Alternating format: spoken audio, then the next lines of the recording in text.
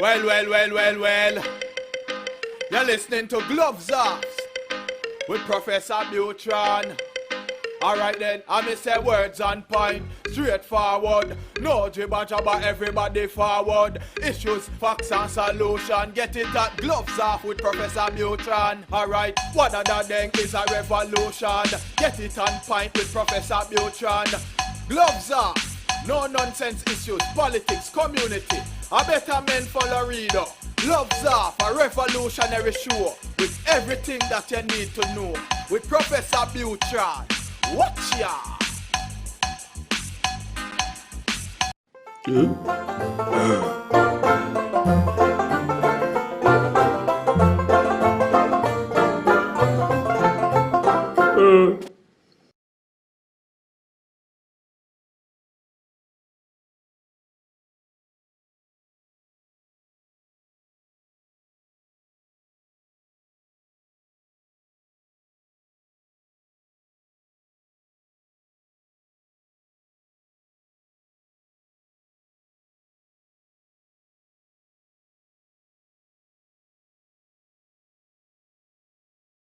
Agbulos of Lamenco. How are we doing, Guru? You doing good?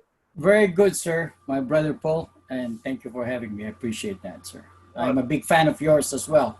I've had a chance to go see you and join one of your big events there at Laredo, and I had a great time seeing you finally after being friends for quite a number of years, right? Talking and we have some projects together, and finally the chance to meet you.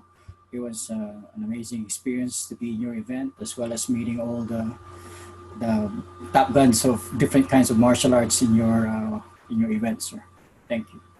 No, thank you, and thank you. You know, we met years ago with some other gurus of Eskrima, and sometimes just friendships just take off. That's just the way it is. Correct. That's life, and but. Many people understand what Kali Eskrima Arneses. Some people that are within the different arts, they can understand the different styles and the names and so on and so forth. Right. But to the people out there, what is Lamenco? How was it formed? How did it start? Well, really, it was the founder of Lamenco Eskrima is my grandmaster and my guru, my teacher, my friend, my brother is Edgar Sulite, and he used the title, which is originally Filipino, Punong Guru.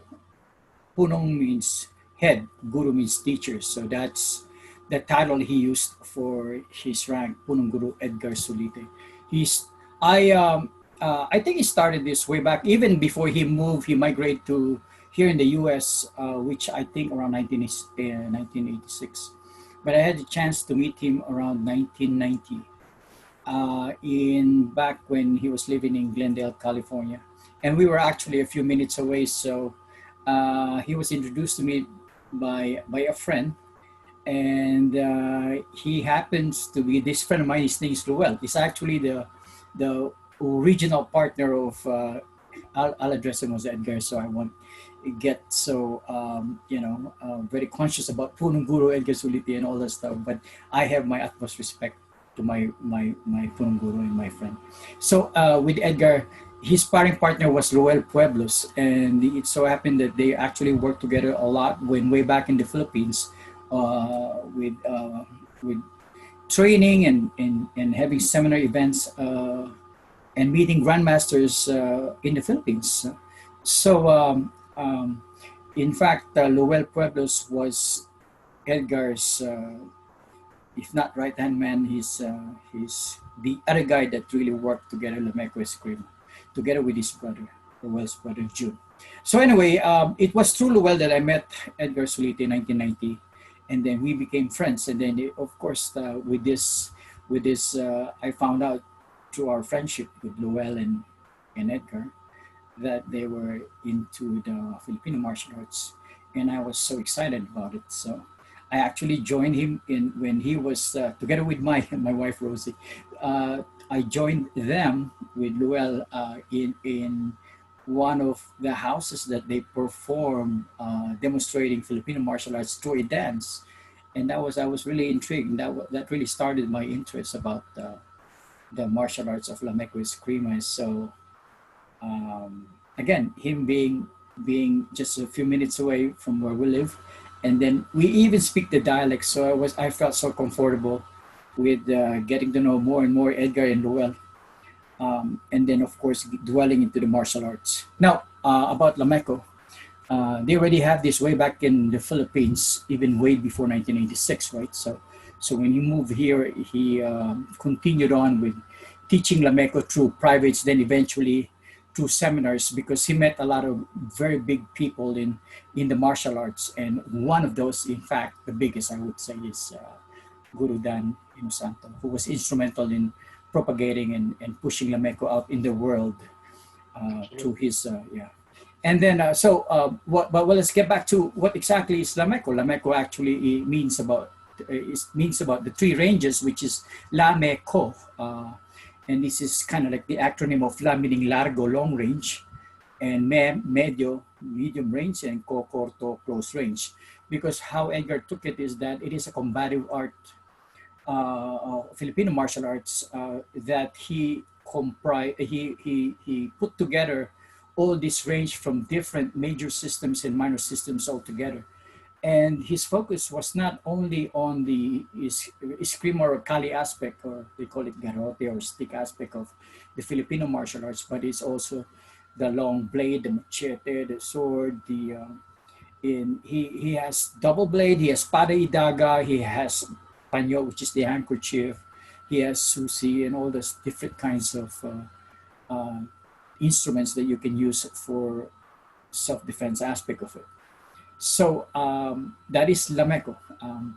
He's very big into the application of the combat art. So his methodology is really based on the dynamics of fighting, wherein you get the leverage of fighting through speed, power, and dynamics through economy of motion per se. So Absolutely.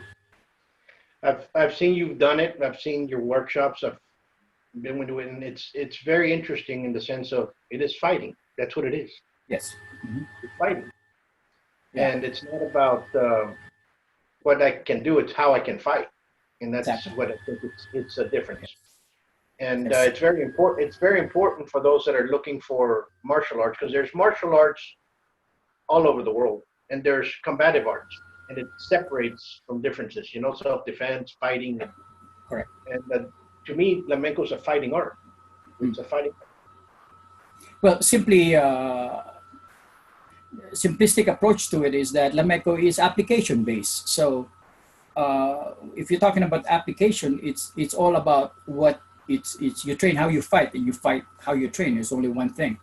So it is the focus of that being a combative art is that how you perform in terms of fighting. So Edgar was really so big into the dynamics of correct posture and the development of power and the understanding of angles. So it with this combination, it gives you a leverage, in the fighting style of the nature of the art, right? So that's what he's big at. In fact, he's also very, very big in the discipline of that being a martial arts, the discipline of workouts and drills, something that you need to earn so that you develop the skill. That's why he's always saying and telling us, until to this day, I've had it in my head, him telling me all the time that repetition is the mother of all skills. So that's the beauty of what Edgar has taught me, even if he's passing in 1997. But he's still my teacher, He's very instrumental, he's my inspiration. So he taught us very well.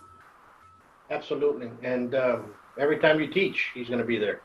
Yes, the way it is. exactly. And that's it. That's what you all passed on. I'm going to ask you the following: how have people taken it? Is it groups that are already studying other martial arts come in, or people that have never seen a martial art approach to learn?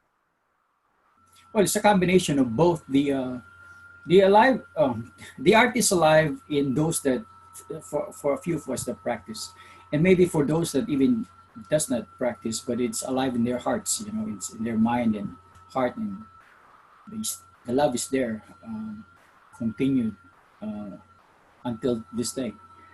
But of course, for us that has practiced this in the banner of Flamenco, um, it's it's it's always a fire that's burning, you know. So we take well, I can't speak for the others, but I in our journey in the martial arts, we take people that has background, has no background, um, but of course the methodology would be the Lameco background and my own approach to Lameco, as I call it Lameco as thing, my background. So it's a combination of both. Can you imagine? Since I started and until now, it's almost 30 years, right? So we meet different kind of people, but it's really rare to find somebody that's will go with you, right, the whole time and through thick and thin over all the years. So one gung ho diehard is a rare find. So we see people come and go, but to me, I don't base my bliss on how many people comes in the door, right? No, I don't. My bliss is into my my workout, and my the workout is the life of this bliss. You know,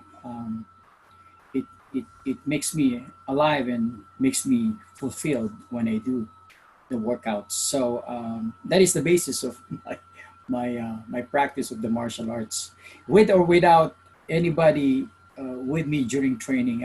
I still love it. I am a gung-ho, I'm diehard. But the training is not based on like with somebody, and without somebody I can't train. And that's what I hear 90%, 95% of the time when people can't work out, because their excuse is that they don't have anybody to work out with, and number one, and number two, or vice or both, is that they don't have the venue. They don't belong to any studio or a school. I don't quite agree to that, because I am the example of I the the skill that I have for is subjective. The skill that I have and the wisdom that I'm able to share is subjectively, and the thing that I'm able to demonstrate, even in be it seminar based or the dynamics of combatives, or even the performance through sparring. And I spar in my seminars. I don't I'm not ashamed if I get hit. Actually, I do very well because of the methodology of my training, and that is the things that I'm able to do is the result of my, I would say, 80 to 90% of my solo training. I don't even have a studio, so it is the. I think the big thing that really matters is that when you are properly coached by a guy that really knows, the beauty of the science of fighting, and when you have that opportunity and it was given to you, and then the rest is up to you to carry on your shoulder, right? So it's the discipline of training to build those attributes. So to me martial arts or training, or the discipline of it, is that it is the development of attributes to give you the performance, right, of what you desire. So Right. so I am for what I am is the 80%, even higher, because of solo training. Absolutely. And you have to. And people Yes. say this, and people go into martial arts schools. And if you're going to be a serious martial arts, I'm not talking about one that just talking about you're really going to go underneath a professor, a guru, and study underneath them and learn from them. And then years later, you can go on your own or whatnot. But there's a time frame that you have to be under somebody for you Right. to grasp what's coming out. Not only Right. just the basics. There's actually a longevity, 4 or 5 years, Correct. whatever it is. It might be 10 years. You Yeah. never know. Might be a lifetime. You always do the same teacher. But what I'm Uh, saying is that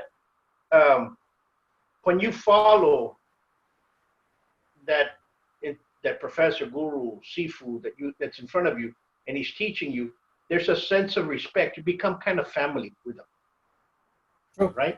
True. And that's the difference between having clients and having students that become family. Understand the difference? Oh, There's a lot of martial arts schools out there that are commercial. They don't care if you learn how to punch or kick. It's just, you're just there. You did the 3 months. Here's your test. Here's your belt, and here's your certificate, and onward down the fog. You know. correct. There's so many layers because each layers has a monetary equivalent to. And I understand that part as well because and it's fine because people yeah, need to yeah, make yeah. a living. Correct. But it's you can still make a living by teaching the art. Correct. So, in other words, for those that that goes to school and take the belting structure, and there's nothing wrong with that at all because you are given the opportunity to be guided accordingly with a professional guidance, right? Or tutor and coaching by the the proper personnel of your choice. So there's nothing wrong with that. So therefore, I get back to the individual or the question of how much time do you put to yourself understanding this? Because the coach, instructor, or master guru of this the dojo or studio can't be taking your hand and carry you all in the battle.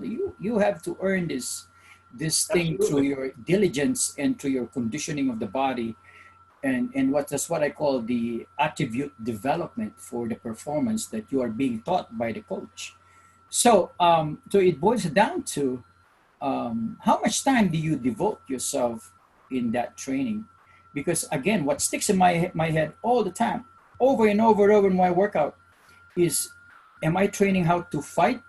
And is my fight the result of my training? It has to be one on only one. You train how you fight and you fight how you train. So therefore, when you are being coached in all the stuff, you are being given the the candle, lighted candle, because this is the way from the experience of the coach. And then you practice this, but then you're not able to perform that in a sparring because you didn't have the due diligence to earn that, or the body didn't have the attributes to back it up with the performance that is required for the technique. So that is usually what happens, and then they blame the style, they blame the coach, or they shift to another one because it's exciting to see what's on TV and mainstream, and all. So they shift. They all the arts has its beauty. Every Yep. So every heart, yeah, it's the uniqueness that we have in this world that makes it a beautiful world because of it's uniqueness. it's a subculture of that region and how they fight, That's and you also have to, true. and that's Yeah, what you understand, you right. know, and Mm. you have to understand it. You take boxing from here, the boxing from the Philippines, boxing from Mexico, boxing from Europe, still Mhm. boxing. Right, It's just that flavor of how that right, subculture is how it's going to go through, correct, correct. and people need to understand that. And if you do not, I say this: a man that's good at his basics, it's a hard man to beat. If you do not pay attention in your basics when they're being taught, and you practice them over and over, forget the rest. I love just what you said. In fact, when I try to explain, even open in my seminars, which I had a chance to go to different countries all over, so I'm grateful to have that opportunity. But in my seminars, I would always say that I only teach you know advanced techniques. But I tell them, but if you let me define what advanced technique it is, mastery of the basics, right? Mastery of the fundamentals. That's what it is. And what you know what it's really just so simple to think about it, but it really is it's deep. But it's not rocket science. It's deep, meaning it has a lot of things that you can learn from it. That's the beautiful thing about martial arts. It teaches you a lot: philosophy, discipline, loyalty, admiration, all the stuff, all the love and hard earned, and all that span. Martial arts is the key to, I guess, Nothing. to everything. Right. Absolutely. I'm in full agreement with you when it Right. comes to that. And you know, um, getting back to training by yourself. In the past couple of months, a lot of martial artists have been training by themselves because of the crisis that we're going through, this pandemic.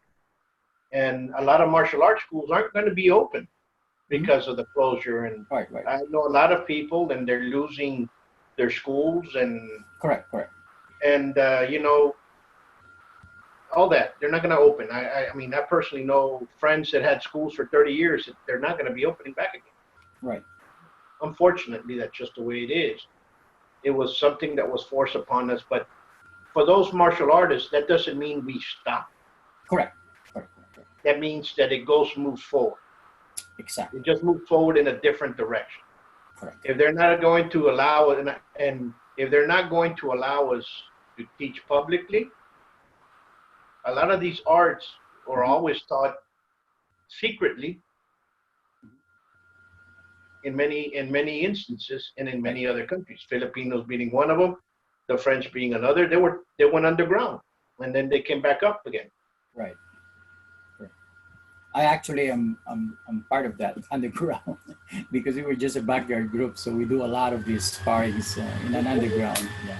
Understand what I'm saying? So that's Yes. that's You see, the thing about this, it shouldn't be an excuse for you not to be able to say that you can't practice martial arts because of this COVID thing. There's a lot of ways you can actually work, take advantage of the current challenge, right? Like for instance, I teach every Saturday for the past since March, and I've had global audience from different countries in the world, different time zones, and the beauty of this is that and I'm always saying I've said this a few times already, that's the solo workouts is the attribute development, right? But I'm using that because I have my time, I have my space at home that I can use. I don't even need a big huge basketball court for my space. I can use just 2 square meters of space, and I'm able to do a lot of things to develop the. Sorry, if I may show that a little bit. So it's because you make the most of that opportunity through the guidance of the coach, even through Zoom, and that people should take advantage of it. They should connect with their coach because the coach is the fire, is the light that will inspire and guide you, because you don't need to go through 30 years of trying to understand the science, the philosophy, and the mistakes of what works and what does not in the aspect of timing and real time, blah, blah, blah. The coach can guide you. So you don't need 30 years. He probably is going to give it to you 1 week, but with proper guidance. But how? With the current situation of COVID that we can't go out in dojo, well, you got Zoom. You got a cell phone, you got video. Talk to the coach. Talk to the ones that will guide you. You're absolutely correct. You know, those students that look for their professors are the ones that are going to learn. Yeah. Okay? And that's just the way it is. You know, people that live in certain areas and all of a sudden they move 10 miles away or 5 miles away and they say, I can't make it, I moved too far. And, you know, some of us used to drive an hour and a half one way just to learn to train. You know what? Let me compliment you with that, with what you just said. When we used to drive an hour and a half, I went through that too when Edgar moved to Palmdale. So I drove a lot just to join the practice. But Edgar has this very, very interesting and very unbelievable experience. When he was trying to learn from a master who lives in an island, which is the other side of it, from the beach where he's at. The island is just way over there. Probably, I think, as far as I remember, it has to swim to the island because he wants to learn. He has to swim 45 minutes to 1 hour, to get to the island. And that's what he said, if I remember correctly. He said it a few times, and that's how determined he is. There's no amount of reason that can take him out of being able to pursue that journey of learning. It's in you, you know. Absolutely. And I see it all the time. And people, you know, call me here and they say, you know, can I take my kid to learn? I go, yeah, here's the address. Oh, but it's going to take me 20 minutes to take them. Okay. Well, the class is at 6 o'clock. You know, we'll see you here. Right. Oh, that's too far. Right. Unbelievable. You know, I'm like, it happens. I give you all those excuses, but you know, we can't be focusing ourselves on those people that has, if I may, weak hearts. So we just move on and continue our passion, and then try to be creative in our approach to reaching as many as possible. Because uh, again, trying to find a diehard student is a rare find, right? It's great. It's Is great. rare, right, right, I right, mean, you know, I have students that have been with me for 21, no, oldest probably 22 years, you know. right. You probably met them when you were down here. Great, great individuals. They're here all the time. And I've had students that are also, they're great, that have been with me 5 years and they move on in life. Life gets you and moves you sometimes. Right. But what I tell them is, even if it moves you from here, take the art with you. Don't stop. Take it with you. Beautiful. I love that. Move I it. love that. Move it. Thank. Take it with you. You I know, love. and that's what you need to do. And a lot of people are afraid. No, no, take it with. Mhm. I'm here to help. That's what I'm here for. To help Correct. you guys move forward. Correct. But we really don't have control over, you know, the path of any individual. We can't. Some they get married and they have their own life. There's a priorities changes. Again, also with the others having a change of shifts in their job. Some move out and all this stuff. So that's life. But you know what's the big thing that really makes it also fulfilling and rewarding about this journey in our martial arts is that even if in us as peers, even if our students change, you know, and that's a reality of what it is. But we remain friends because of our bliss over the years that we've done this 30, 40, 50 years. That's why I think it's a beautiful thing that we keep in touch, you know, as brothers, and as we share our knowledge and information and events, we work some events together. And that I think is part of the reward in what we do. And that's the beauty, the understanding that other arts exist. I do Yeah, not like going to a place and all of a sudden this is mine, this is the only thing I can do, and what you do is no good. Yeah, enough of that. Learn from everybody. right. You know, um, what I want to do, what I want to leave behind, is that smile that my professors gave me in learning. Who's And if I can do that to somebody, then that means I have embraced it. Something's been passed on. right, right. But You know, to be honest, I think that we all have our own bias. You know, we're just human beings. But sometimes to be outspoken about it is what gets into the political aspect of it and the negativity. But we have to remind ourselves as just being human, we are guilty as such. So therefore, we have to remind ourselves that uniqueness is something we need to embrace, and we have to practice that day in day out, so it becomes stronger in us. Because when you embrace uniqueness, and that's what makes this world beautiful, because of the uniqueness of everybody. It's the absolutely. difference of personality in the choices that we all make in life, and that makes life dynamic and interesting and all that stuff.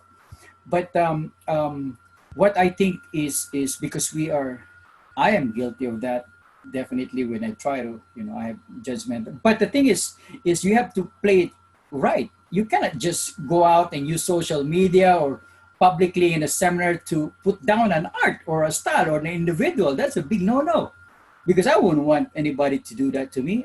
And we've done this in somehow in our past, and we've learned from it. So uh, we learn from our mistakes, and we should avoid that.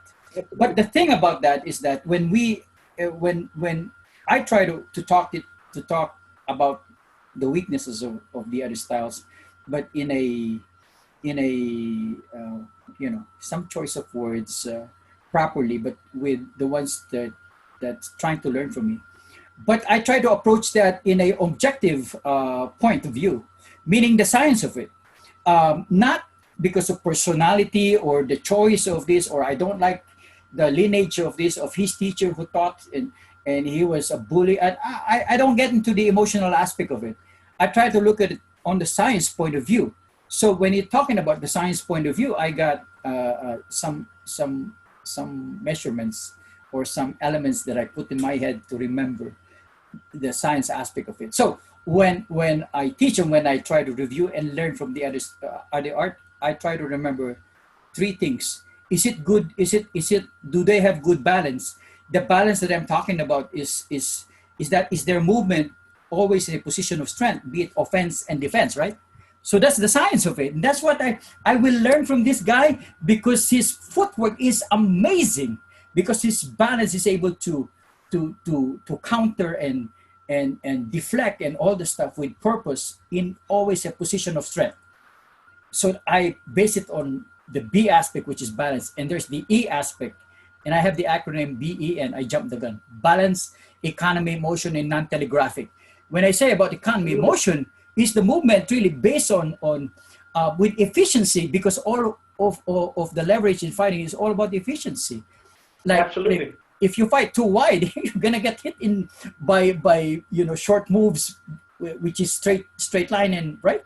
That's a weakness. And you see that, and when you're in, and you can take it and use it, like you said, objectively. Talk about the other fighting style the other way, not the emotional aspect. No. But one does that, especially when you're cornering somebody in the ring. You're looking at the way the other person fights, and you're telling the person, look at how he's moving. Every time he goes jab cross, he drops that left, picks it back up. So, Well said. you Beautiful. have to tell your fighter Beautiful. it's wrong for you to win. Understand what I'm saying? So you have to be able Beautiful. to acknowledge and study each fighting style as it is, for you to be able to use it for your advantage in per se. So But that's that objective. correct. So what you're talking about is tactical, Right. which is the beauty of it. So it's like analyzing or doing martial arts, or doing the fighting in during that event. In you fighting is like chess in real time. You got to see the not emotional. And of course, we are emotional because of our bliss, our full 100% emotions, and that's the strength of our. But again, you have to look at it objectively. The science of it is what makes your style or any style up a notch than anybody. Absolutely. And you always have to start adapting, and things adapt. And especially if you're the corner. I'm talking about cornering people in the ring, whether it's kick punch, just punch with a stick. You have to be able to tell how the other person moves, how your fighter's doing, and how he's going to be able to beat the other one in the next round. And if you're not able to do that, then you should not be taking people in the ring, because all you're doing is putting water in their mouth, which is okay too. Well, Coach Paul, I am already learning from you. I hope you're not charging for this session. And you have to see that. I used to.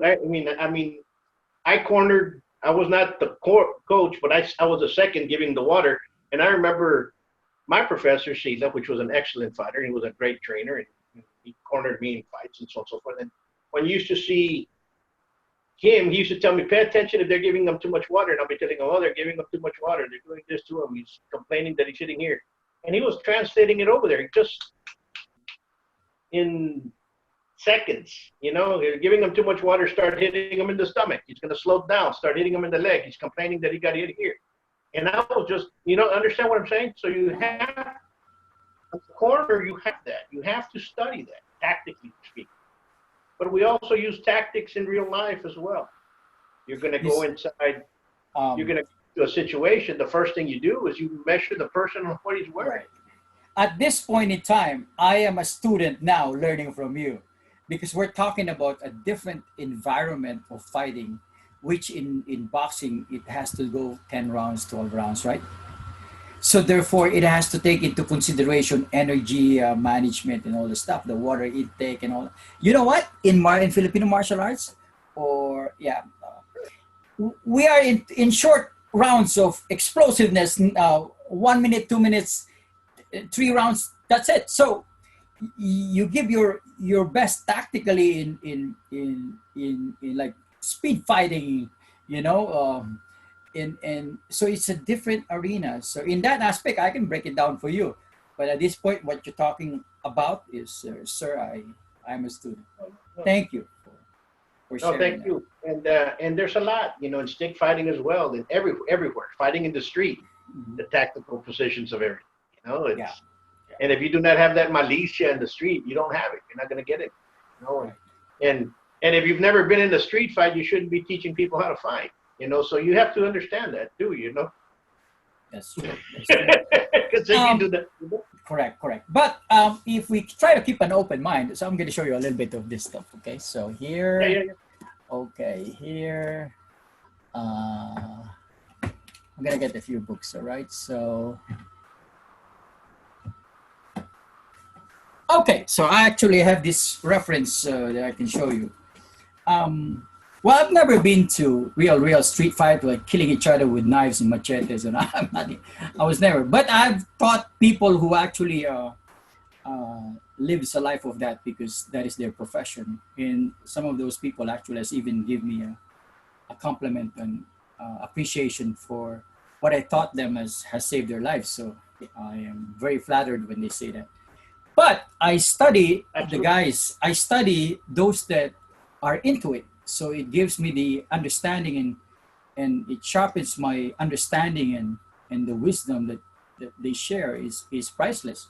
Like for instance, Lieutenant Dave Grossman, right? This is a very, very good book, you know, that explains to you the psychology of actual combat experience, you know, and what gets through the mind and what changes. So you understanding gives you a good awareness of the philosophy and the psychology that happens to it, so that you understand better. You become more learned. See, there's another one, and this is by Rory Miller, and I had the chance actually to meet him. It's the Meditation on Violence. So that kind of gives you an understanding more of what happens in the street. And there's, of course, I have several books understanding fighting science, the beauty of power in speed fighting by Latouré, and there's martial art power by Stephen Perman, a friend of mine. There's actually I have several books that I use. So I chose to remain a student when it comes to these things because that kind of straightens me out, you know, and not get involved with that emotional thinking. I am the best. I am this one. You are that. No, what I focus on is the science, you know, the science of it.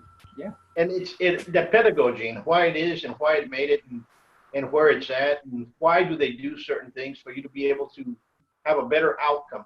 Not only for oneself, but for others that you're passing this on to. And for them not to, you know, because I God forbid if I would want anybody to get hurt, right? Mm-hmm. Correct. Totally agree. But you have to teach everybody the same. There has to be like 1, 2, 3, 1. You know, understand what I'm saying? It has to be a formula. It just can't be jumping around from one thing to another because then you're not going to get anything. Right. You know, so when I get to seminars, right? Some of these clubs that I teach and fly to and teach over there, I've been there for several times, and sometimes they ask me, so what do we be learning from you now? And sometimes that's kind of it gets my attention because the aspect of on that, what do I need to learn from you now? To me, you should look at me as a coach. When I'm there, I'm there to make sure that you have the right direction of your training, the right understanding in the philosophy behind it. Absolutely. So that you are guided accordingly. Not into what is new, because what you're trying to tell me is that your interest is in the collection of techniques. Now, what good is the technique if you can't even make one move, really good? Like, you know what Sifu Bruce Lee said, be wary of the man who can do, who does one technique 10,000 times versus 10,000 techniques one time. So to me, that is the essence of, I will refine you. I'll make sure that what your understanding is on the right track so that you become good in what you do. And that's what separates many arts and separates folks that want to train. I call them partial artists than the martial artist. I like that. You get a martial artist that wants to learn and it's going to stick with somebody. It's going to learn. It's going to take time to learn. And the partial artist is going to go there and he goes, okay, when am I going to get my certificate? When am I going to get ranked? Yeah, it's a collection. And you can actually even tell that they are partial martial artists, even if they try to pad themselves with all these credentials. So now, with the advent of the internet, kind of gives you the opportunity to promote yourself. Okay, so some people will bite at it, so will attend your seminar and all the stuff, and because of all these credentials that you showed, because of you're actually collecting them. But you know what? You cannot hide skill. You cannot hide the deep understanding of it when you show your confidence in the honest delivery in your execution. That to me is the essence of martial arts. It's not what you say, but it's in what you do. Because Absolutely. to me, martial arts is in the movement. Basically, I don't even discuss too much in my seminars about style. You know, it's not about style; it's the methodology, because it's purpose driven. It's how you move. You know, not to the correction of it. Like you're always continually analyzing: is this one's better? Is this kick this one is the 30 degrees? The purpose of analysis is to get to it, and not to continue to analyze. Correct? So you just have to kind of master the repetition of your fundamentals, and that will carry you a long way. So Absolutely.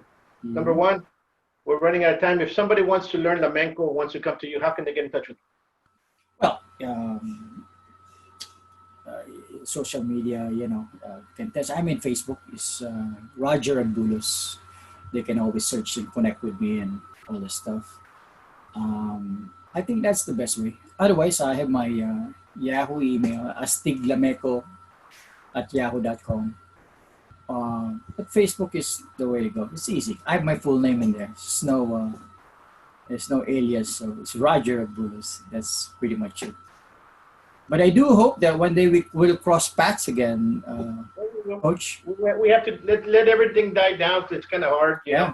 I know you make your living also by teaching seminars throughout, and right now everything is stopped. Everybody's kind of, so let's just kick back in, and even if it's early next year, we should bring you back over here, because I think you have to spend a little bit of time here. Yeah, I still think that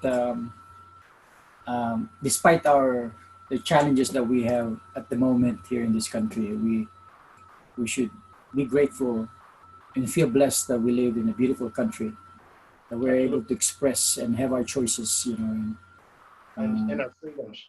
And our freedom. Correct. People do not understand that, and we have to protect those freedoms that we have. Correct. I totally agree. My brother, it's always a pleasure. You be safe. Thank you very much. We'll see you soon, and we'll keep in touch. Again, folks, if you guys want to learn Lamenco, go with Guru Roger, and that's the best way.